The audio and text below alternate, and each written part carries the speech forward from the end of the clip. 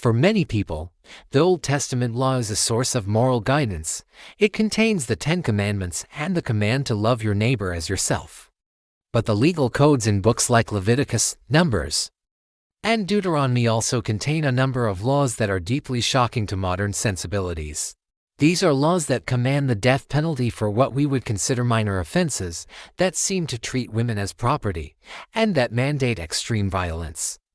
Understanding these laws requires us to step out of our world and into the harsh realities of the ancient Near East. Let's look at some of the specific examples.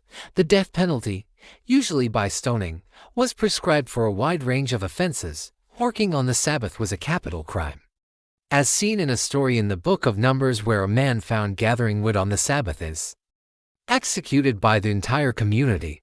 Blasphemy was also punishable by death.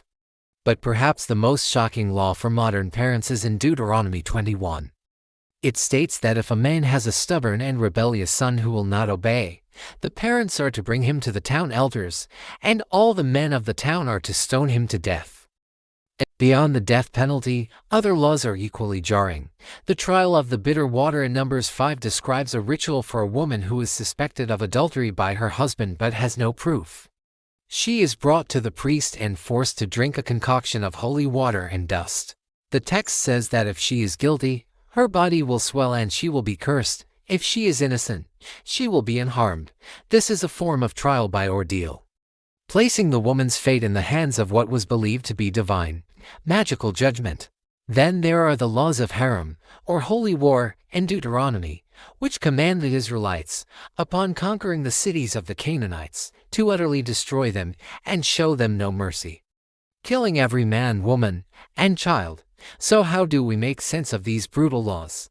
Historians and theologians point to several key factors. First, these laws must be compared to other ancient Near Eastern law codes, like the Code of Hammurabi.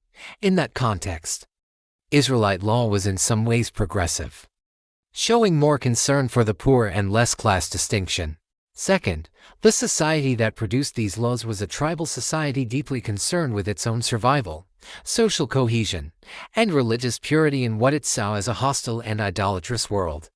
The harsh penalties were meant to enforce strict boundaries and deter any action that could threaten the community's relationship with its national God, Yahweh.